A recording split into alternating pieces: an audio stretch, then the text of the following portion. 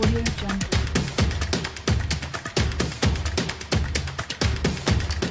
Audio Jungle. Assalamualaikum warahmatullahi wabarakatuh. Kembali lagi di podcast Man Satu Nganjuk bersama saya Nafizia Dian Aprilia. Pemirsa semuanya, di podcast kali ini kita akan membahas tentang moderasi beragama. Apa dan bagaimana cara untuk menanamkan nilai-nilai moderasi beragama ini sejak dini. Nah, di podcast kali ini saya ditemani oleh narasumber yang spesial dan juga istimewa. Beliau ini guru di MTS Negeri 6 Nganjuk ya. Iya, betul sekali. Selamat pagi, Bu. Selamat pagi. Bagaimana kabarnya? Alhamdulillah. Puasa sehat. lancar ya, Bu? Alhamdulillah. Semoga lancar juga ya, Mbak ya. Iya, Ibu. Sebelumnya saya ucapkan terima kasih banyak Ibu karena sudah meluangkan waktunya untuk hadir di podcast Man Satu Nganjuk. Iya. Bagi Ibu, untuk di podcast kali ini kita akan membahas tentang moderasi beragama. Sebelumnya Ibu ini di guru MTS 6 Nganjuk, guru apa nggih, Bu? Untuk mapel mata pelajarannya mengampu materi akidah akhlak. Mata pelajaran akidah akhlak. Materi akidah akhlak ya, Bu.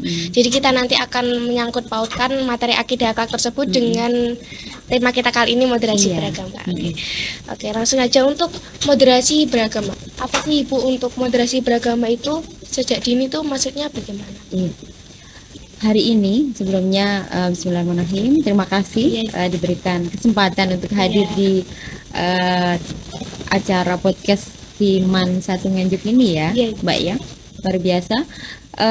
Hari ini seringkali kita mendengar apa sih sebenarnya moderasi beragama, dan seringkali kita mendengar berseliweran di medsos maupun dimanapun itu sering menggaungkan moderasi beragama. Nah, kali ini kita mau membicarakan keterkaitan moderasi beragama dengan akidah akhlak itu seberapa jauh pentingnya, terutama untuk generasi sejak dini untuk ditanamkan. Nah, kalau moderasi beragama merupakan cara pandang tentang keyakinan keberagaman di tengah kebinekaan. Jadi cara pandang kita memandang apapun itu di tengah-tengah keberagaman masyarakat. Artinya masyarakat kita itu tidak saja homogen, tapi heterogen, berbagai macam pendidikan, latar belakang, kemudian masyarakat yang tentunya dengan keanekaragaman budaya, sehingga kita harus betul-betul pandai memposisikan diri. Nah, ini loh cara pandang kita yang tentu sangat penting sekali dalam menyikapi dua hal yang berbeda, yaitu sikap tidak ekstrim, artinya posisi di tengah. Untuk moderasi beragama, moderasi itu kan nggak kurang nggak lebih ya, Bu? Iya, artinya kita posisinya di tengah. Di tengah. Jadi nggak ekstrim juga nggak lunak, ya kita di tengah. Untuk moderasi beragama sendiri, apa sih hubungannya moderasi beragama ini untuk generasi di sekarang, Ibu, di era sekarang ini? Yang kita tahu generasi Z itu generasi yang luar biasa di era ya. digital. Iya. Artinya generasi Z itu lahir dengan kondisi dunia media yang sudah cukup canggih. Iya. Baik mereka lahirnya itu di antara tahun 97 sampai 2012. Kalau diperkirakan untuk saat ini berarti usianya generasi Z itu 10 sampai 25. Nah, apapun yang mereka lakukan dengan kegiatan sehari-hari selalu berhubungan dengan dunia digital. Iya. Dari bangun sampai tidur. Berkembang pesat itu digitalnya. Iya. Dan kelebihan dari generasi Z ini yaitu apapun yang mereka inginkan, baik materi, kemudian info-info itu cepat. Dan bahkan mereka itu juga cepat dalam segala hal untuk menerima. Artinya juga, tetapi juga harus pandai-pandai menyikapi. Jangan sampai semuanya harus ditampung semua tanpa diseleksi. Akhirnya nanti kan merugikan diri sendiri. Gitu. Nah, kalau keterkaitan yang Mbak sampaikan tadi, keterkaitan generasi Z dengan moderasi ya, tadi. Generasi Z itu sudah pintar. Artinya ya generasi yang diharapkan bangsa itu sudah pintar-pintar. Artinya bagaimana mereka menyikapi hal-hal yang hari ini sedang booming. Satu, kalaupun ada konflik mereka lebih memfokuskan diri untuk tidak gampang ikut-ikutan, harus begitu juga.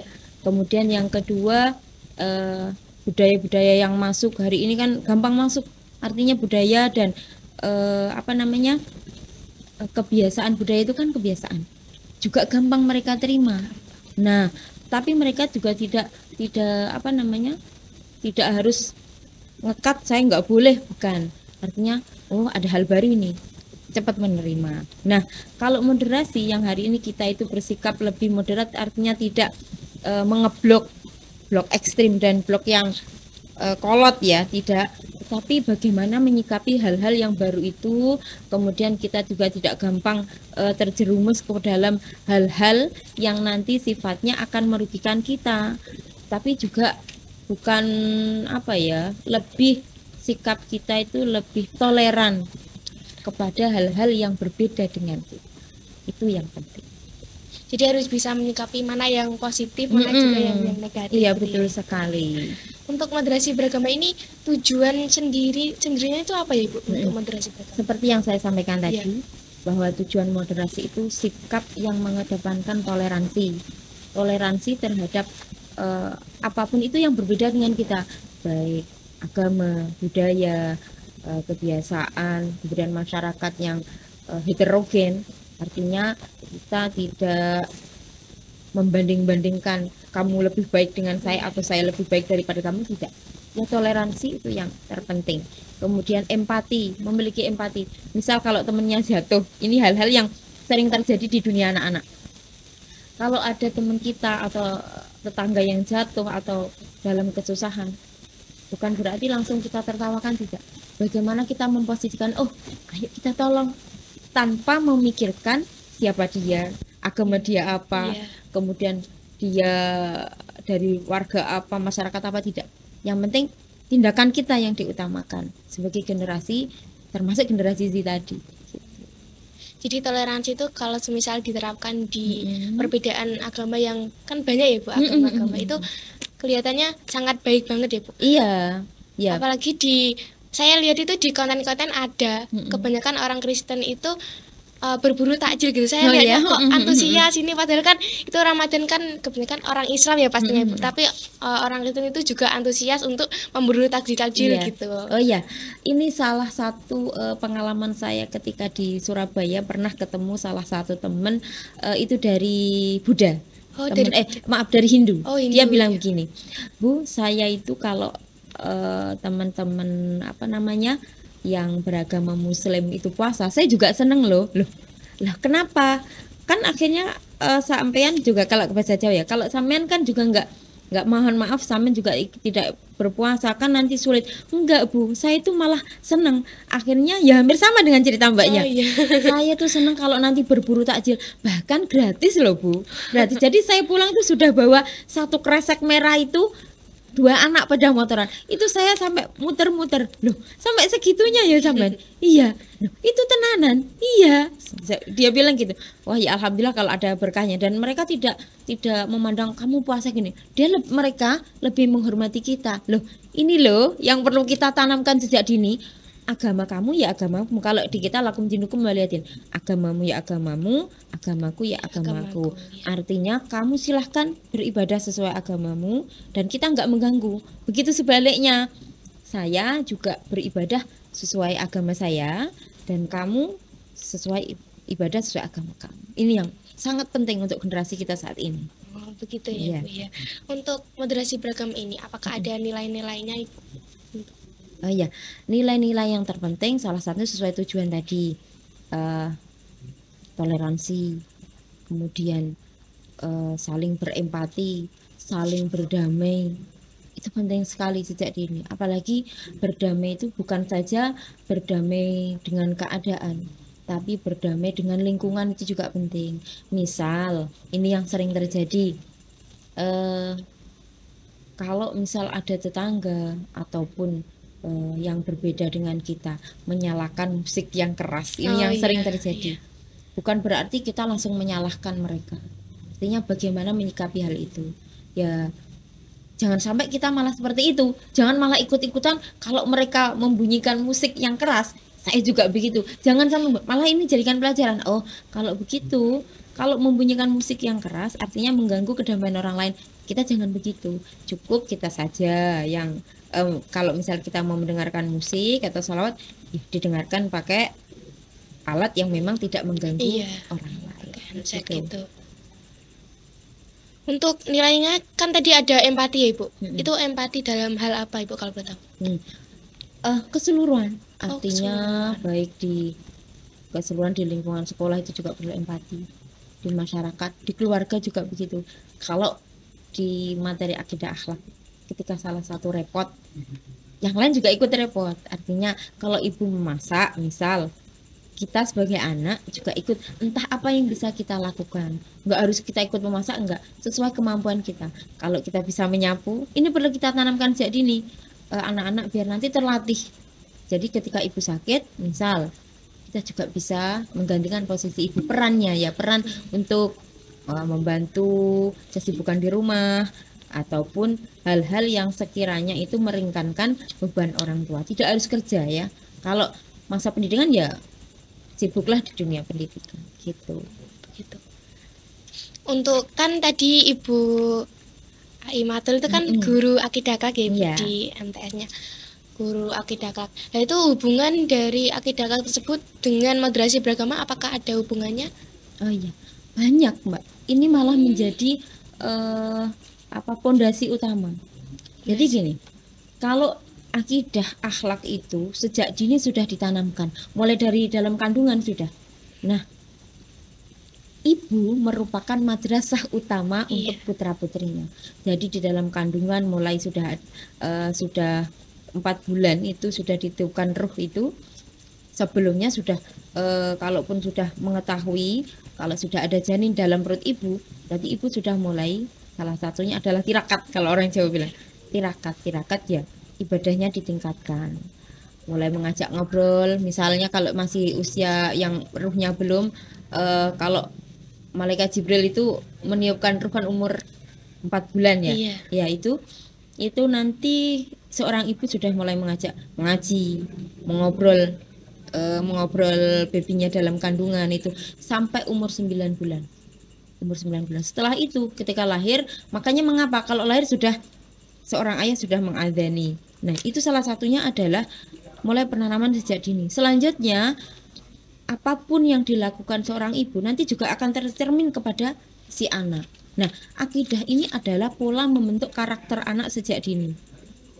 Ketika seorang ibu mendidik dengan baik, dengan kebiasaan yang akan membudaya nantinya kepada si anak, salah satunya adalah penanaman akidah sejak dini, mengenalkan kepada sang pencipta, itu yang utama. Nah, hari ini khususnya generasi yang hari ini tuh ketika ada masalah harus larinya kepada Tuhannya dulu. Ini kalau kita umat muslim larinya ke Allah. Artinya apapun itu didasarkan kepada Allah. Jangan langsung diupload di medsos. Ya enggak? Iya Ibu. Akhirnya tidak mendapatkan solusi, Tidak. malah menambah pikiran. Itu yang utama. Nah, ini loh yang penting. Jadi sejak dini nilai-nilai akidah itu sudah ditanamkan. Apa? Salah satunya adalah membentuk karakter anak sejak dini. Ketika karakter dibentuk sejak dini, nanti ketika dia dewasa sudah tidak kaget. Satu, menanamkan norma-norma agama. Akidah itu norma-norma agama yang terpenting. Norma-norma agama sudah ada. Mungkin juga tahu norma-norma yang ada di hukum. Artinya di hukum itu jangan dilanggar. Nanti dampaknya seperti ini. Kalau kita di agama, norma-norma, ketika kamu melanggar dosa seperti ini. Nah, itu loh. Ketika kita sudah takut sama Allah, kemanapun yang ada itu bahwa kita selalu diawasi. Jadi mana nggak ada orang, misal begitu. Contohnya hari ini momennya adalah puasa. Puasa. Nah, penanaman sejak dini itu penting sekali momen puasa ini karena satu, melatih anak untuk menahan lapar dan haus itu yang realistis. Tapi yang sebenarnya adalah bagaimana menahan hawa nafsu. Artinya tidak belajar untuk tidak mencemooh orang lain, tidak tidak gampang berkelahi, terutama mengolah emosi yang baik itu seperti apa. Nah, ini loh yang hari ini sangat penting untuk kita, khususnya generasi-generasi saat ini, apalagi generasi Z. Jadi penting sekali menanamkan akidah sejak dini, khususnya ibu selalu mengawasi putra-putrinya. Iya. Walaupun tidak diawasi, maka akidah ini nantinya yang akan membimbing mereka di setiap langkahnya. Oh, dimanapun saya berada, Allah pasti melihat sikap dan tingkah laku saya. Gitu. Jadi emang akidah akhlak ini sangat penting diterapkan sejak dini ya Ibu, apalagi Iya, sangat di penting dalam sekali. kandungan.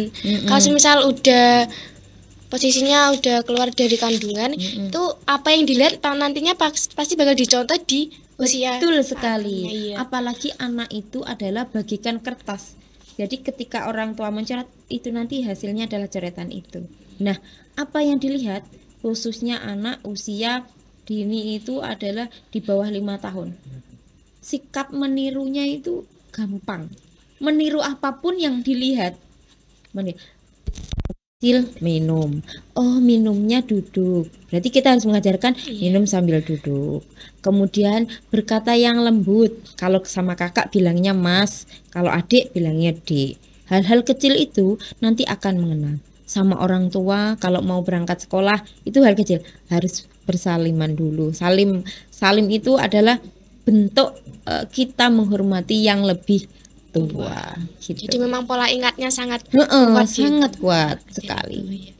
Untuk tadi kan akidah akhlak itu sangat penting ya Bu, apalagi untuk menanamkan watak Karakter. Iya, watak karakter.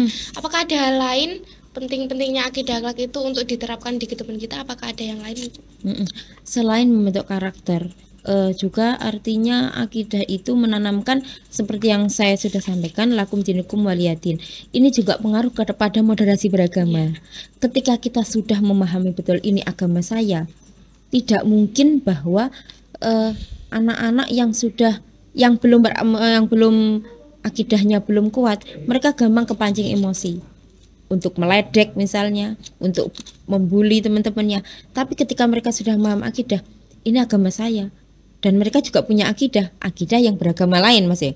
Jadi akidah itu akidah saya, kepercayaan saya sama Allah, artinya ini agama Islam saya. Mereka yang beragama berumat lain, mereka juga punya akidah sesuai dengan agamanya mereka. Nah, yang penting dalam moderasi khususnya ini, ya sudah, agama kamu silahkan kamu percayai, agamaku yang aku percayai. Artinya kehidupan saya berlandaskan dengan aturan dan akidah yang pernah diajarkan kepada saya. Kamu monggo. Artinya kita tidak saling mencela, kita saling toleran, berdamai, dan saling menghormati antar sesama pemeluk agama yang lain. Itu yang sangat penting sekali. Jadi tidak boleh saling mencela ya Bu. Betul. Ya. Tapi saya sering menjumpai ya Bu, itu kalau misal dari saya Islam sendiri Islam, terus menjumpai mungkin teman saya ada yang Kristen, itu kan harusnya toleransi. Iya. Tapi bagaimana kita menyikapi teman kita yang mungkin agamanya itu beda, enggak Islam, terus mereka itu sulit untuk toleransi ke kita, bagaimana kita menghadapinya Ibu? Oh iya. Kalau model yang seperti itu artinya toleransi yang kurang, pemahaman diri kita juga harus dipertebal lagi. Artinya bahwa kembali lagi ke kita. Artinya ketika sesuatu terjadi itu mulainya ya dari kita. Artinya kalaupun ada semacam itu, kita juga berdamai dulu dengan diri kita. Kalau seandainya ada yang seperti itu kepada kita, bukan berarti kita harus dibalas ini. Jangan. Artinya jangan seperti itu. Agama itu rahmatan lil alamin. Jadi agama yang damai, memberikan rahmat kepada yang lain. Kita juga memberikan contoh. Memberikan contoh kepada yang lain bahwa kita tidak seperti itu. Artinya kita itu enggak anarkis, kemudian kita juga enggak ekstrim. Kalau hal yang seperti itu, tapi saya yakin kalau umat yang bukan alim, lebih kepada yang taat, tidak mungkin gampang mencela agama lain. Itu umat yang taat. Entah yang dimaksud itu yang mana saya nggak tahu ya. Tapi yang jelas ketika kita taat, kemudian kita memahami betul-betul nilai-nilai akidah, terutama khususnya akidah Islam, akidah kita itu akidah Islam, kita tidak mungkin melakukan hal-hal yang seperti itu. Ya sudah, kamu melakukan itu artinya jangan sampai melewati batas. Kami juga menghormati kamu dan harapan kita, kamu juga bisa menghormati kepercayaan kita. Gitu. Oke, baik Ibu. Kembali lagi di moderasi beragama tadi Ibu. Apakah dari Ibu sendiri ada pesan dan kesan untuk khususnya di generasi Z kita kali ini, Bu, Iya. tentang moderasi beragama. Apakah ada kesan-pesan tersendiri, Bu? Oh iya.